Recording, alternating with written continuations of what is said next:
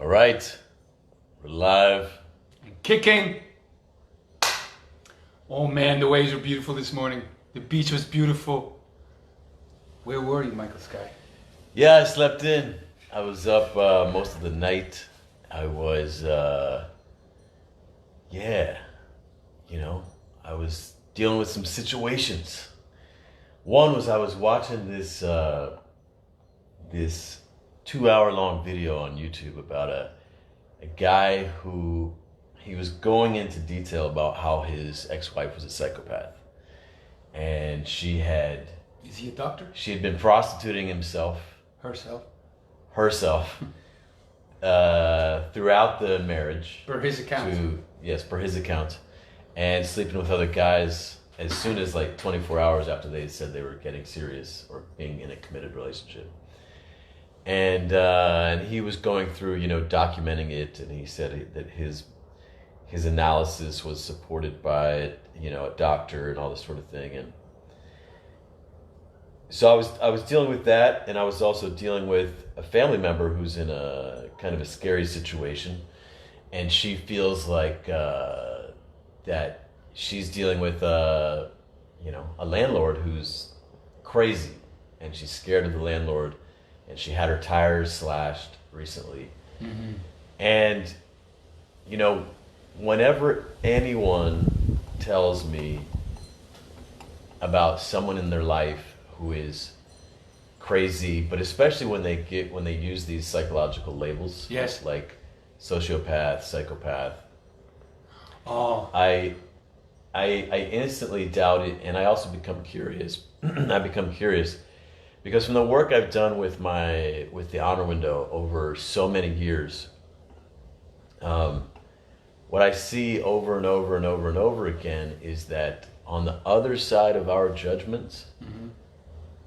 not only does the other person look crazy, but we make them crazy. A self-fulfilling prophecy.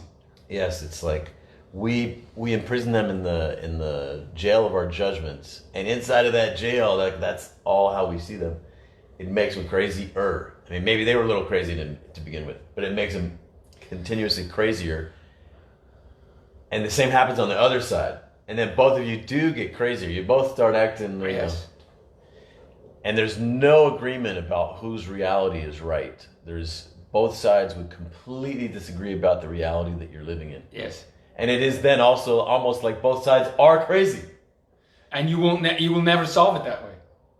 It's just they're fighting about, like you said, whose reality is more right than the other.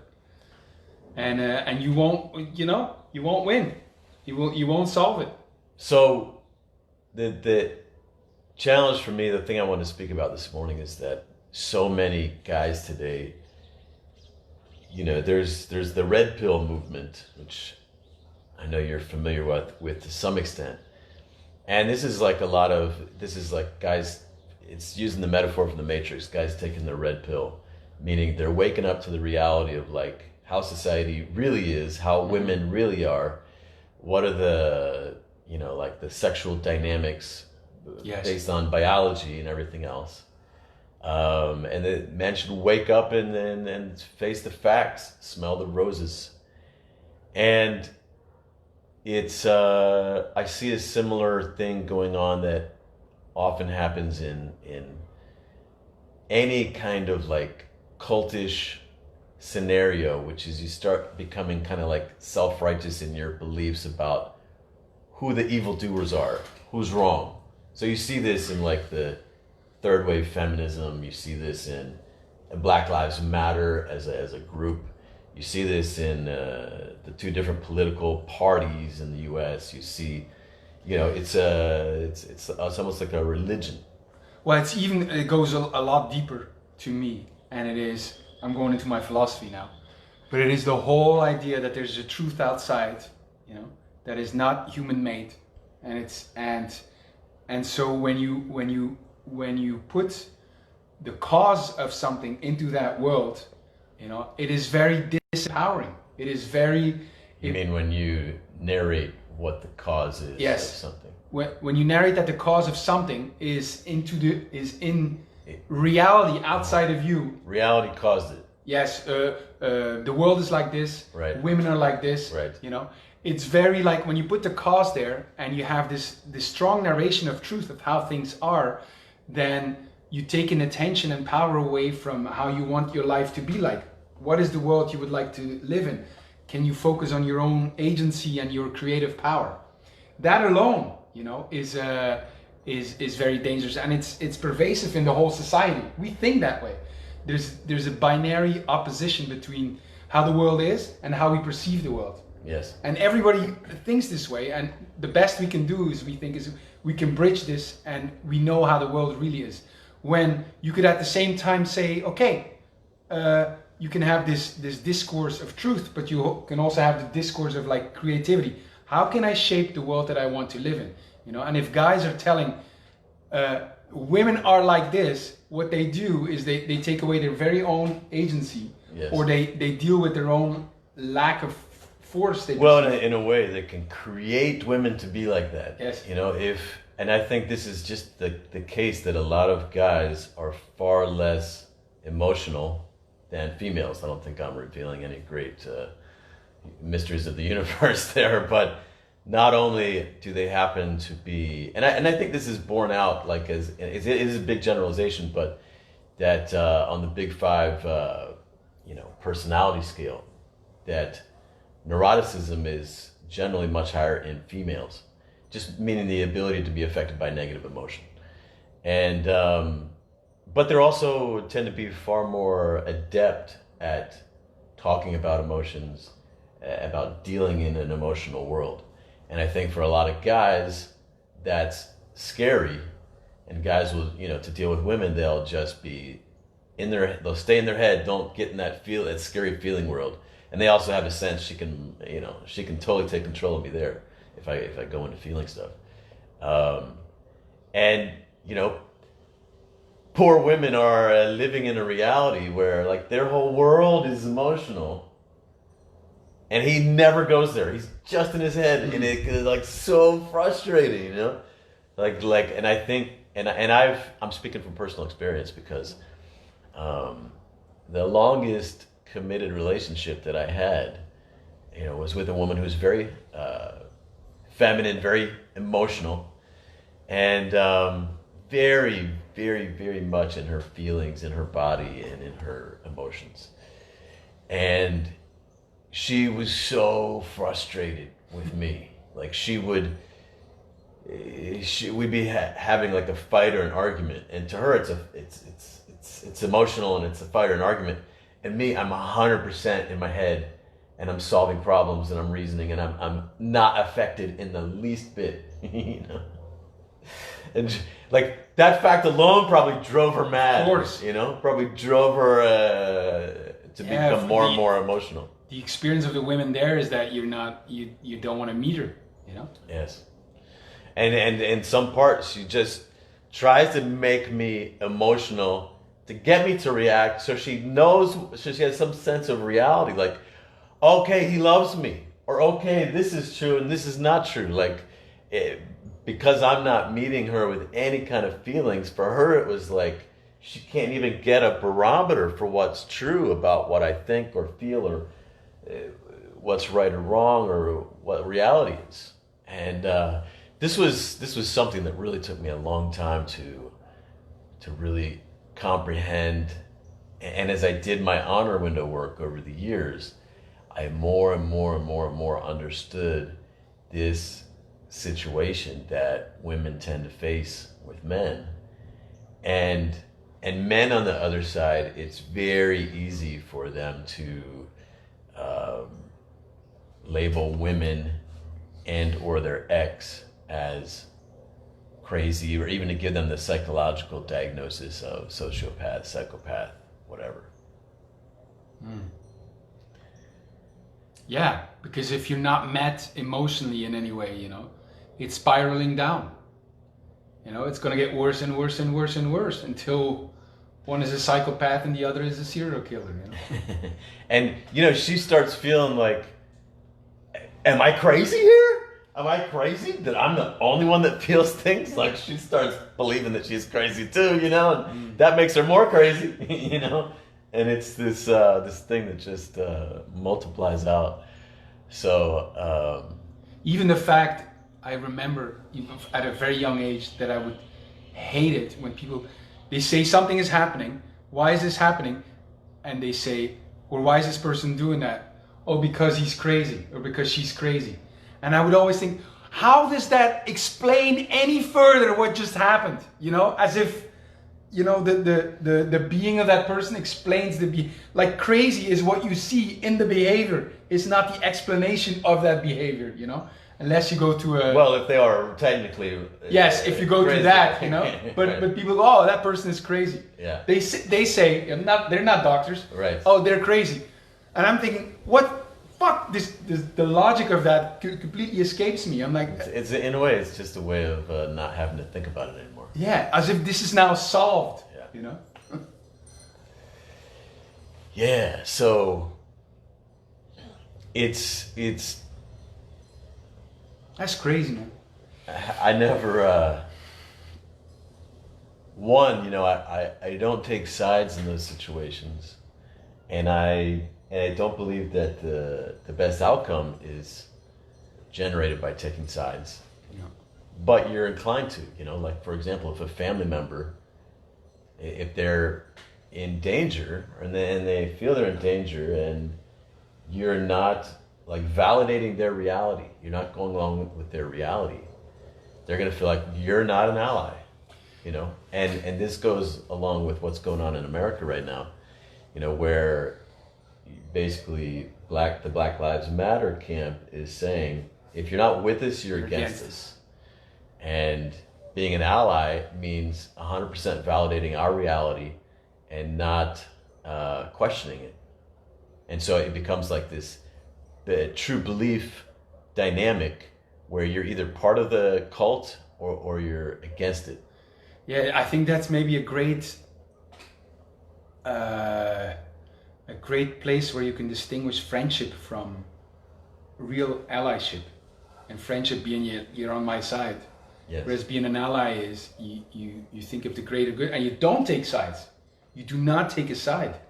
In a way, you really do. In reality, you're taking both people's sides for the best situation, but you're not taking their position for one against the other. Yes. You are standing for both.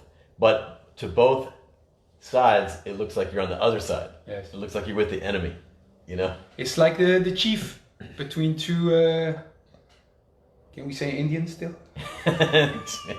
Yeah.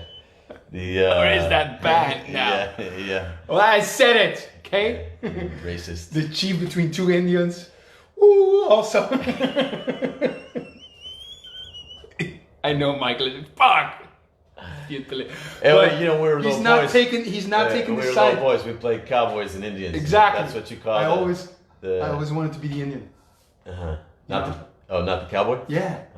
And because my father had explained to me, you know, that the cowboys had taken the land of the Indians. Well, there's this saying, like, you have too many chiefs and not enough Indians. Right? so everyone wants to be the boss, in other words.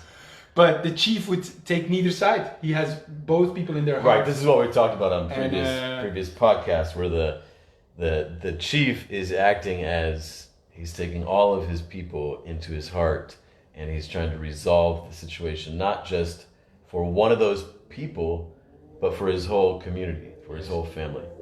And that's what the honor window work is it's like chief leadership.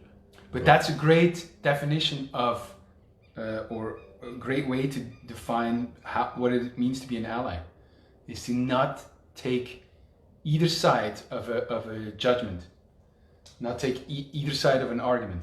Not to just flat agree with someone's judgments as well. You know, and this can come, like, if anyone has doubts about this or wants to explore this, you facilitate the honor window enough times. Yes. And you start off, and the one person is telling you, you know, my father, or since we're talking about women, let's say, you know, my mom, she was an abuser. She was,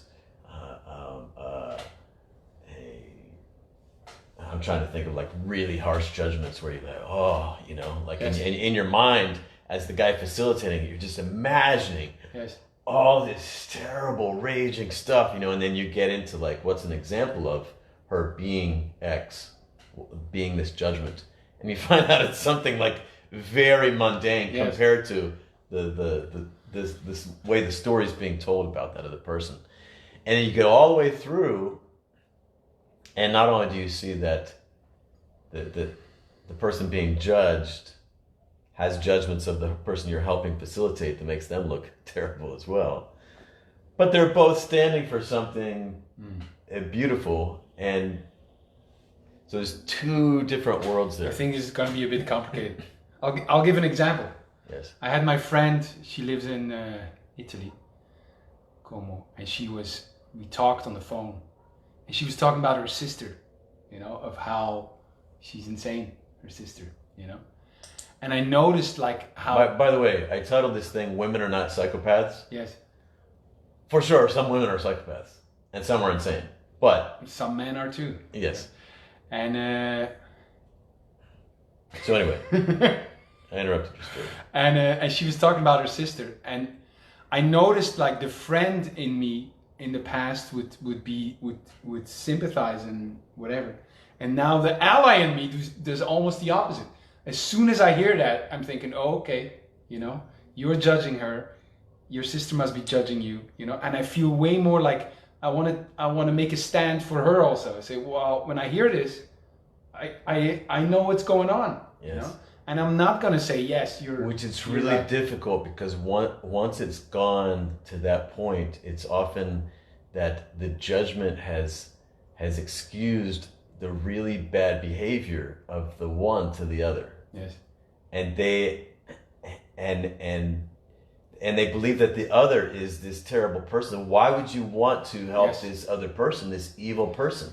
You know? And it's and I say this, and I talk to her on the level of what's going on when we judge someone, and she's coming back with giving me all kinds of proof while her sister is, you know, and I'm like, and you could see that's a completely different way of thinking. I notice in myself, you know, because it would be easy to agree with her, whereas right now, wanting to show up as an ally, when I see someone judging so strongly, you know, I know that something is up there in the relationship that goes beyond, you know, is she right or is she wrong, you know, and I want to make that stand. And it's a complete different way of listening and being with someone than being a friend, because the friend would agree. Yes. And the ally disagrees in a way, or the ally doesn't just agree, doesn't take a stand. Yeah, it doesn't take a side position. Either against, one of the. Yeah,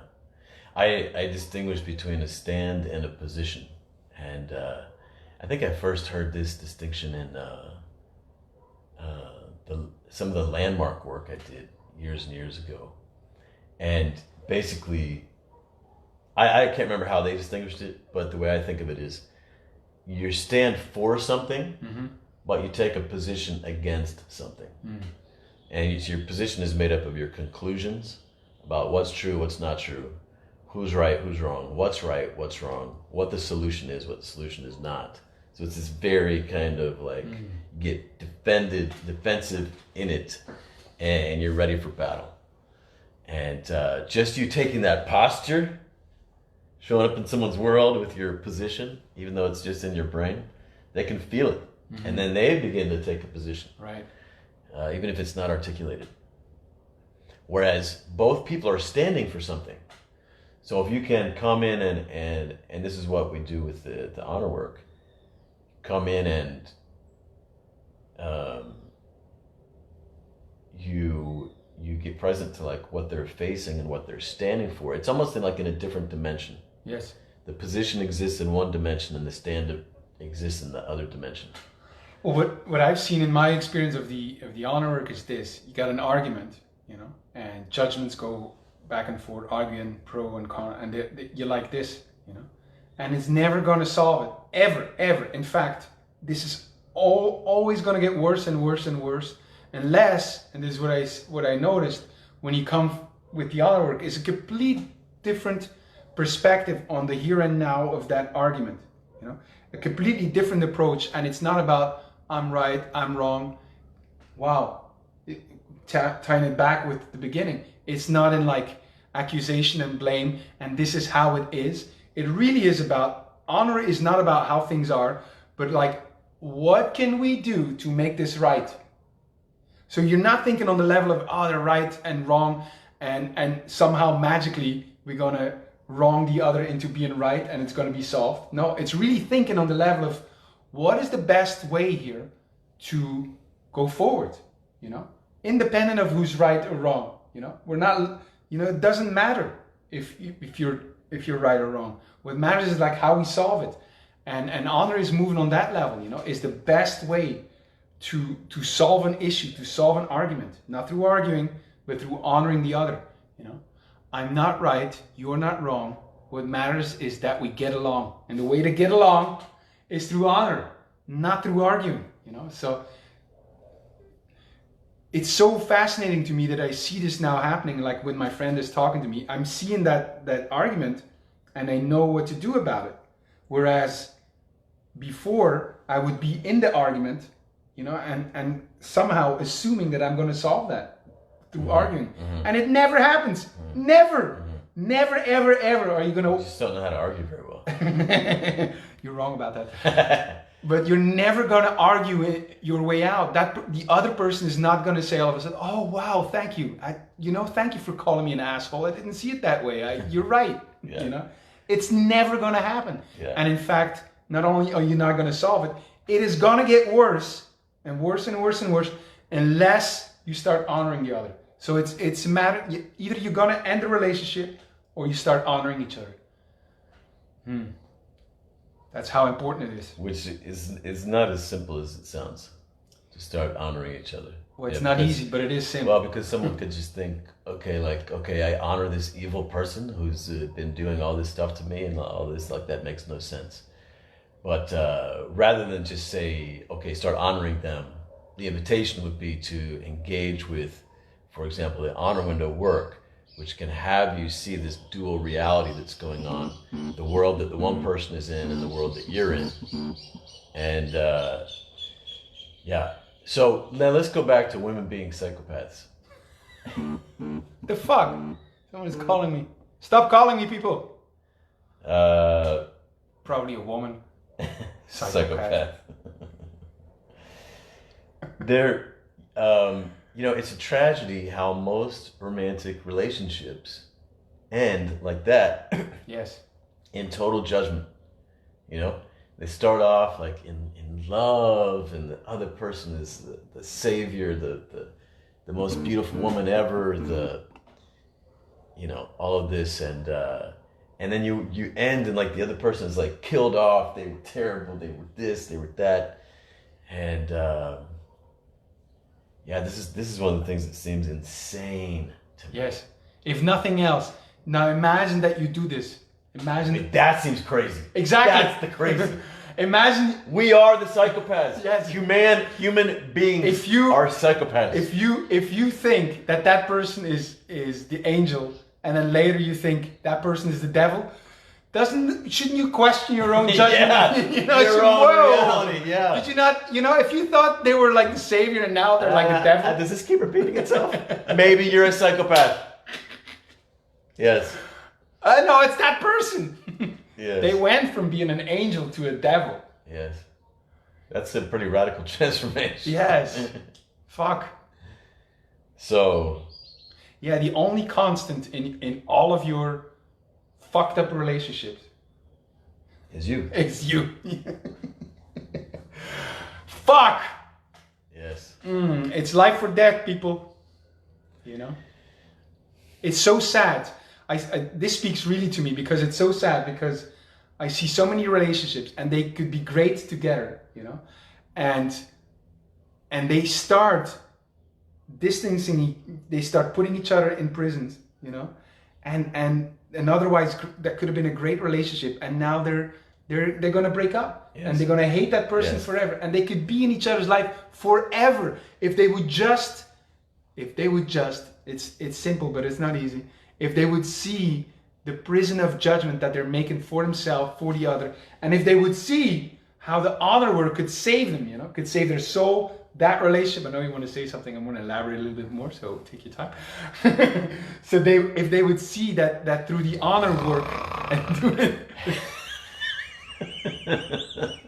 it's fitting that you start snoring during the honor work, that was developed by my friend Michael Skye.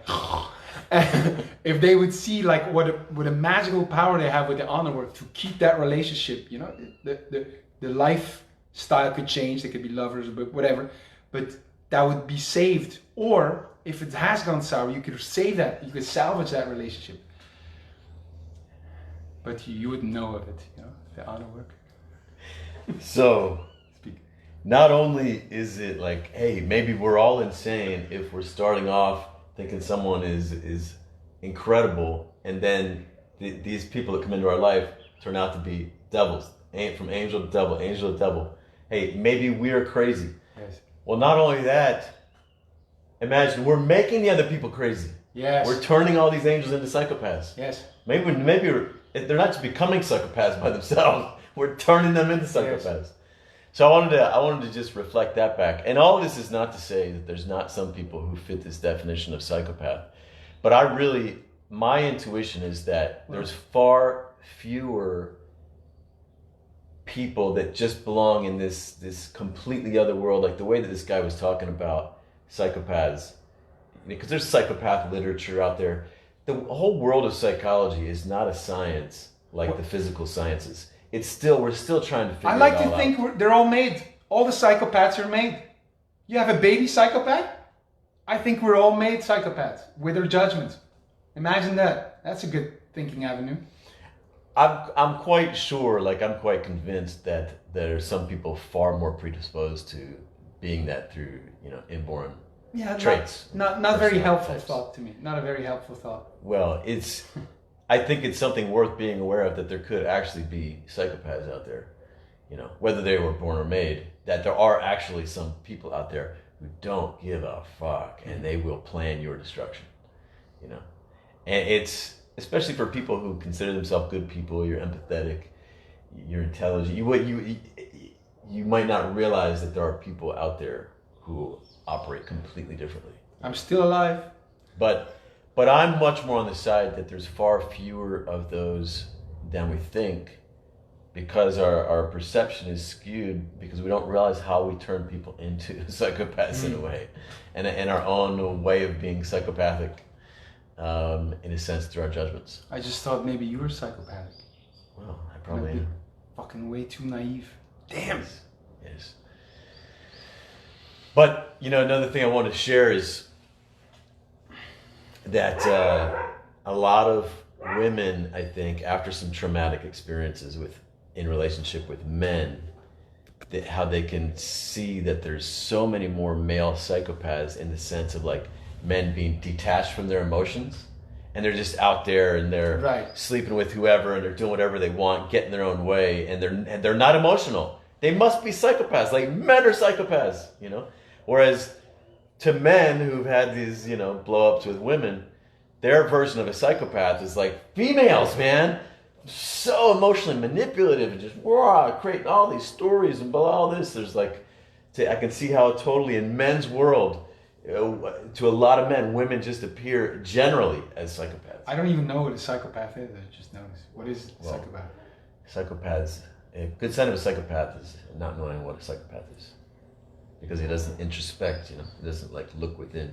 He just goes out being psychopathic. So you might want to look that up. A good definition of being a psychopath is he just goes out being psychopathic. That's great, man. No, a sign. That's a sign. That's not a definition. It's a sign of a psychopath. Yes. He's doing psychopathic things. Yes. What are those things? Well, they were just things that a psychopath does. Exactly. I'm just quoting the internet, okay? I saw it on the internet. It must be right. Yes. With that Genghis Khan quote. It's great. Yes. So, women are not psychopaths, except when they are.